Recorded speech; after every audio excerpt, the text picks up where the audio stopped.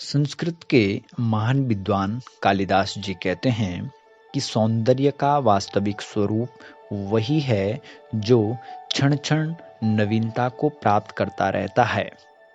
मानव जाति का अस्तित्व जिन चीजों से जोड़ा जा सकता है, प्राय उन सभी का आधारभूत तत्व इसी नवीनता के तत्व से कमोवेश चिन्हित किया जा सकता है।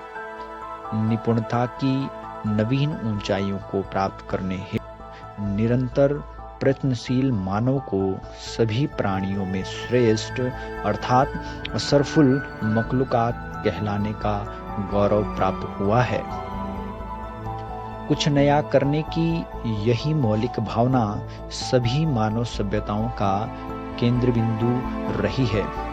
अन्यथा यह समझना लगभग असंभव हो जाएगा कि आदमी अपनी आदिम अवस्था से वर्तमान अवस्था तक का सफर कैसे तय कर पाया। इसका अर्थ यह है कि नवीनता ही विकास का चिन्ह है।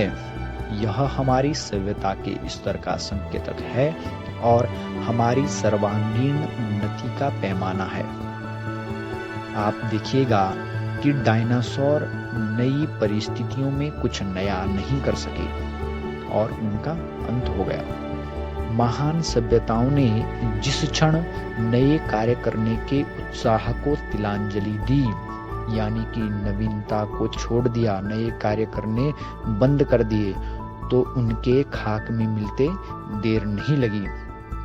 इसलिए नवता अर्थात नवाचार ही वह भावना है जिसके कारण हम गतिमान रहते हैं, समाज उन्नतिशील रहता है और दुनिया विकासशील रहती है। यह अकारण ही नहीं है कि नवता सदैव आकर्षक, प्रशंसनीय एवं आदरणीय रही है। भारतीय इतिहास एवं साहित्य ऐसे दृष्टांतों से भरे पड़े हैं जहां किसी दरबारी द्वारा सुझाए गए किसी नए विचार ने न सिर्फ प्रशंसा बल्कि पुरस्कार का भी पात्र बनाया।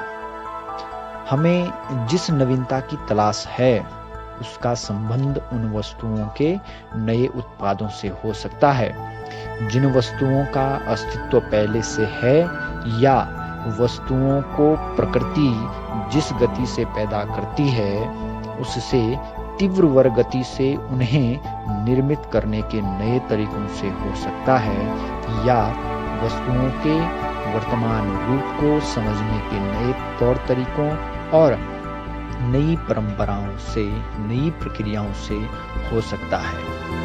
तो मेरा कहना और मानना यही है कि आधुनिक युग में 21वीं सदी के इस भारत में हमें नवता और नवाचार की उस भावना को अपने अंदर विकसित करना पड़ेगा ताकि हम आधुनिक युग में विकसित और विकासशील राष्ट्रों की बराबरी कर सकें।